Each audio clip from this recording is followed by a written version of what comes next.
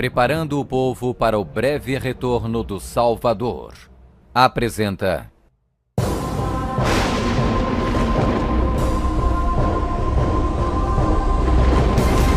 Quem é a besta citada no livro do Apocalipse?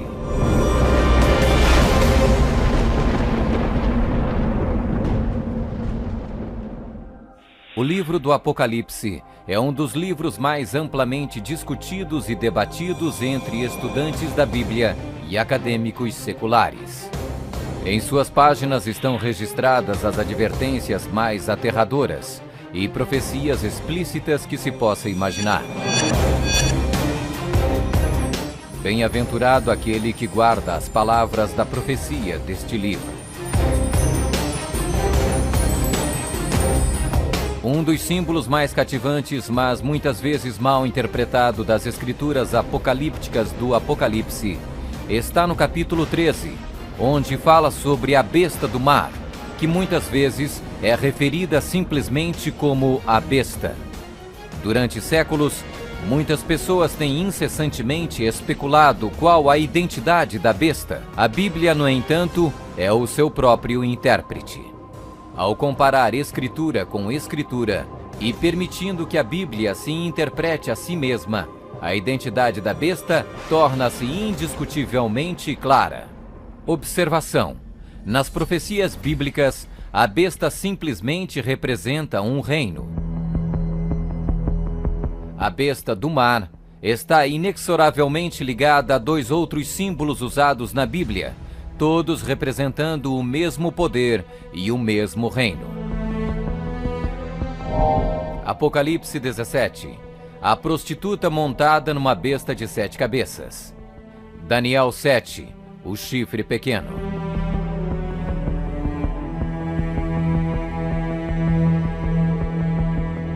Quando comparamos Escritura com Escritura, a identidade deste poder anticristo torna inevitavelmente óbvio. 15. Características que identificam o poder da besta.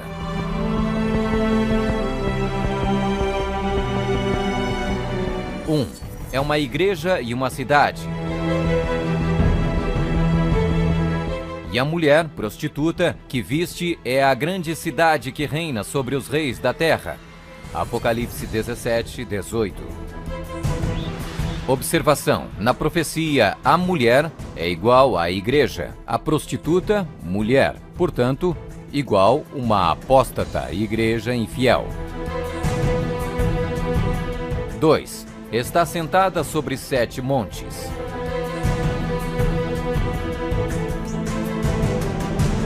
Aqui está a mente que tem sabedoria. As 7 cabeças são 7 montes, sobre os quais se senta a mulher. Apocalipse 17, 9.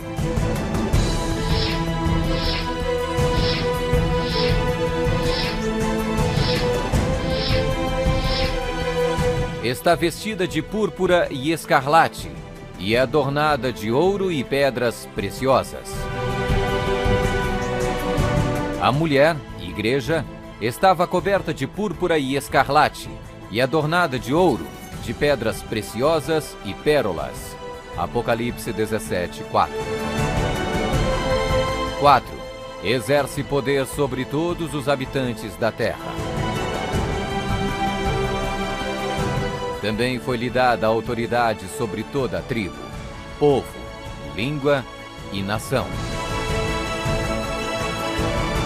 5. Surgiu de uma área densamente povoada, com uma diversidade cultural. Também disse-me: as águas que viste, onde a prostituta se senta, são povos, multidões, nações e línguas. 6. Completamente erradicou 3 reinos quando subiu ao poder. Atentando nesses chifres, reparei que nascia de entre eles um outro mais pequeno, e que na sequência disso, 3 outros foram arrancados, com a raiz e tudo, para lhe deixar espaço. Observação: na profecia, o chifre igual um rei, reino. 7. Faz guerra com os santos. Vi a mulher embriagada com o sangue dos santos e com o sangue dos mártires de Jesus.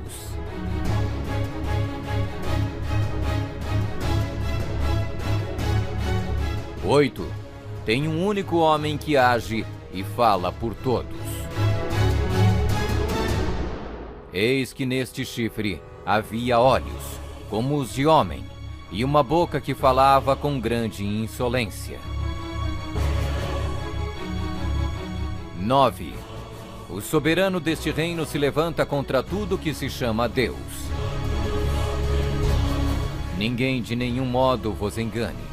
O homem da iniquidade é revelado, o filho da perdição, o qual se opõe e se levanta contra tudo que se chama Deus, o objeto de culto, a ponto de assentar-se no santuário de Deus, ostentando-se como se fosse o próprio Deus. 10. O soberano deste reino identifica-se com o número 666. Aqui está a sabedoria. Aquele que tenha entendimento, calcule o número da besta, pois é número de homem. Ora, esse número é 666.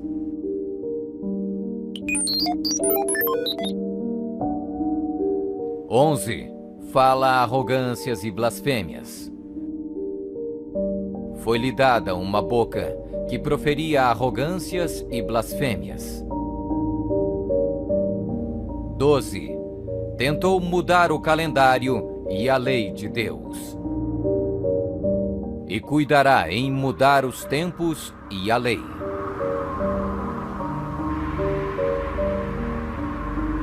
13. Governou por 1260 anos. E foi-lhe dada a autoridade para agir 42 meses.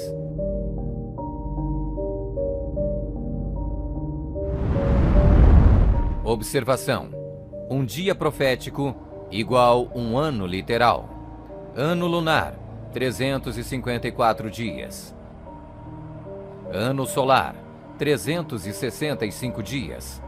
Ano bíblico lunisolar, uma média de 360 dias. 42 meses, igual 3,5 anos, igual 1260 dias. 1260 dias proféticos, igual 1260 anos. 14. Sua autoridade foi destituída por um poder civil e foi tomada em cativeiro. Se alguém leva para cativeiro vai. Se alguém matar à espada, necessário é que seja morto à espada. Observação. A espada aqui indica o poder civil. 15. Foi mortalmente ferida, mas acabará por se recuperar. Então vi uma dessas cabeças como golpeada de morte. Mas essa ferida mortal foi curada, e toda a terra se maravilhou, seguindo a besta.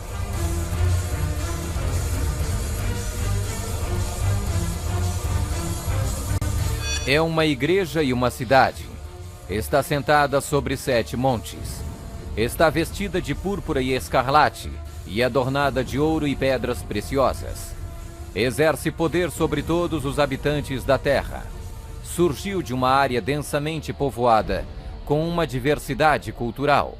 Completamente erradicou 3 reinos quando subiu ao poder. Faz guerra com os santos. Tem um único homem que age e fala por todos. O soberano deste reino se levanta contra tudo que se chama Deus. O soberano deste reino identifica-se com o número 666. Fala arrogâncias e blasfêmias. Tentou mudar o calendário e a lei de Deus. Governou por 1260 anos. Sua autoridade foi destituída por um poder civil e foi tomada em cativeiro. Foi mortalmente ferida, mas acabará por se recuperar. Somente um poder na história corresponde com todos estes detalhes da descrição profética. A Igreja Católica Romana. Vamos conferir. A Igreja Católica Romana. 1. É uma igreja e uma cidade. A Igreja Católica Romana e a cidade e Estado do Vaticano são sinônimos. O Tratado de Latrão, Papa Pio XI, Mussolini, 1929, declarou o Vaticano um Estado independente e reconheceu a soberania do Papa dentro da cidade. Os pactos consistiam de um tratado político que criou a cidade-estado do Vaticano e deu reconhecimento total da soberania à Santa Sé. 2. Está sentada sobre 7 montes. Roma. A cidade das 7 colinas.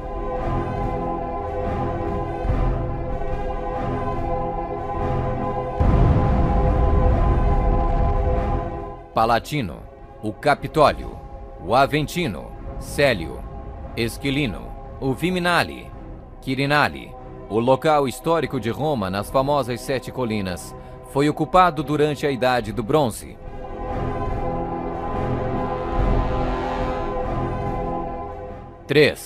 Está vestida de púrpura e escarlate e adornada de ouro e pedras preciosas. A cor para os bispos e outros prelados é púrpura, para os cardeais é escarlate. A cruz peitoral deve ser feita de ouro e decorada com pedras preciosas. Observação: havia 4 cores determinadas por Deus para serem usadas pelos sumos sacerdotes: ouro, azul, púrpura e carmesim. Disse o Senhor a Moisés: fala aos filhos de Israel e diz-lhes que nos cantos das suas vestes façam borlas pelas suas gerações, e as borlas em cada canto presas por um cordão azul. E as borlas vos serão, para vendo-as, vos lembreis de todos os mandamentos do Senhor, e os cumprais. E não seguirei os desejos do vosso coração, nem os dos vossos olhos, após os quais andais adulterando, para que vos lembreis de todos os meus mandamentos e os cumprais, e santos sereis a vosso Deus. 4. Exerce autoridade sobre todos os habitantes da terra. Nós definimos que a Santa Sé Apostólica e o Pontífice Romano têm a supremacia sobre todo o mundo, sobre o qual não existe autoridade superior. O Papa Gregório se declara como direto herdeiro da comissão ilimitada sobre todas as almas. 5. Surgiu de uma área densamente povoada com uma diversidade cultural. A Igreja-Estado Católica Romana surgiu do meio de 10 tribos, monarquias originais da Europa. Anglo-saxões, Inglaterra; germanos, Alemanha; visigodos, Espanha; francos, França; lombardos, Itália; burgundos, Suíça; suevos, Portugal; érulos; ostrogodos; vândalos;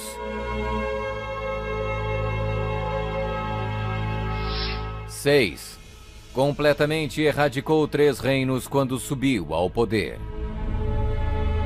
A história registra que o Papado de Roma eliminou 3 das 10 originais tribos da Europa: os vândalos, 454 d.C., os érulos, 493 d.C., os ostrogodos, 538 d.C.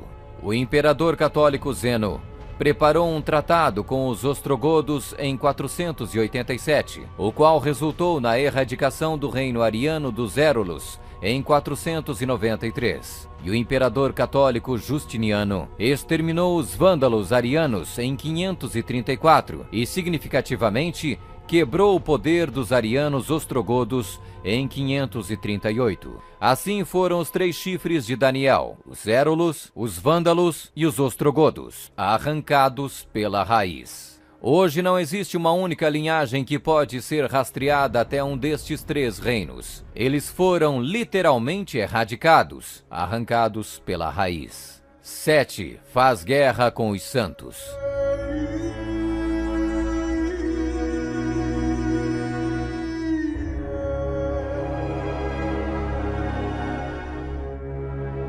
Que a Igreja de Roma derramou mais sangue inocente do que qualquer outra instituição que tenha existido na humanidade não será colocada em dúvida por nenhum protestante que possua bons conhecimentos de história.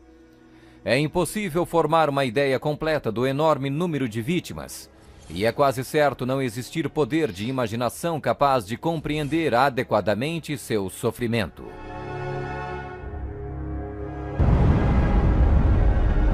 8. Tem um único homem que age e fala por todos. O Papa é o único porta-voz de toda a Igreja Romana. 9. O soberano deste reino se levanta contra tudo que se chama Deus. Nós detemos nesta terra o lugar de Deus Todo-Poderoso.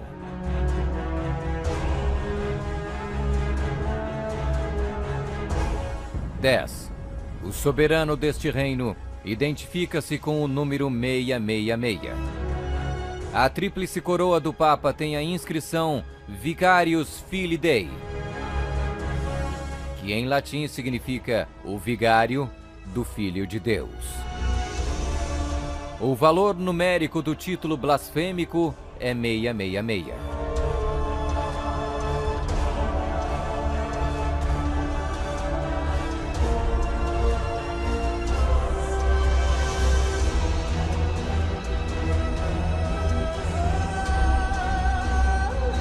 11. Fala arrogâncias e blasfêmias.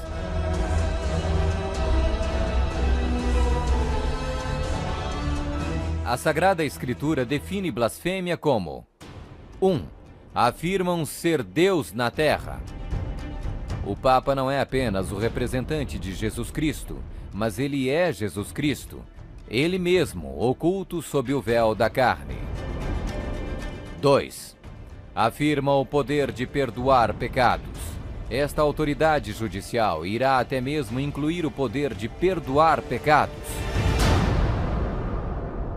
3. Perseguir o povo do Altíssimo em nome do Altíssimo. Devemos classificar a Inquisição como uma das manchas mais negras dos registros da humanidade. Alguns historiadores estimam que mais de 100 milhões de pessoas foram mortas pela Igreja Romana durante a Inquisição. Sob um véu de cristianismo, a besta perseguiu e matou os verdadeiros seguidores de Deus e outros que não conformaram com suas regras. 12. Tentou mudar o calendário e a lei de Deus. O Papa é de tão grande autoridade e poder que pode modificar, explicar ou interpretar mesmo as leis divinas. O domingo é uma instituição católica e sua pretensão de observância pode ser defendida somente em princípios católicos.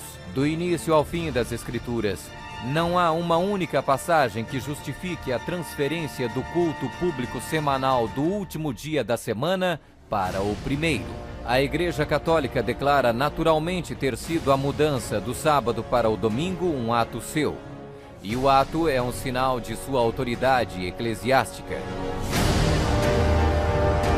Observação: esta mudança não foi simplesmente uma troca de dias de culto, foi uma mudança de calendários. No século IV, Roma adotou um falso calendário pagão e proibiu o calendário lunisolar bíblico. O papado também removeu o segundo mandamento, que proíbe a adoração de ídolos. A fim de manter 10 mandamentos, eles dividiram o 10º mandamento em 2 partes. 13. Governou por 1260 anos. 538 d.C. O papado, trabalhando em conjunto com o governo civil, acabou com o poder dos ostrogodos, deixando sua reivindicação de supremacia eclesiástica incontestada. A Igreja Romana poderia e pode exercer sua plena autoridade. 1798 d.C. Em 1798, o general Berthier da França fez a sua entrada em Roma, aboliu o governo papal e estabeleceu um secular. O papado governou durante exatamente 1260 anos, a partir de 538 até 1798. 14. Sua autoridade foi destituída por um poder civil e foi tomada em cativeiro. A suprema humilhação da Igreja veio quando Pio VI foi expulso de Roma pelos exércitos franceses em 1798 e no ano seguinte foi levado cativo por eles e arrastado de volta para a França, onde morreu. 15. Foi mortalmente ferida, mas acabará por se recuperar. O papado foi mortalmente ferido. O general Berthier aboliu o governo papal. A ferida começa a sarar e o papado revive. 1929. Roma foi concedida o soberano estatuto extraterritorial em 1929 pelo Tratado de Latrão e Concordata. Eis que venho sem demora. Bem-aventurado aquele que guarda as palavras da profecia deste livro.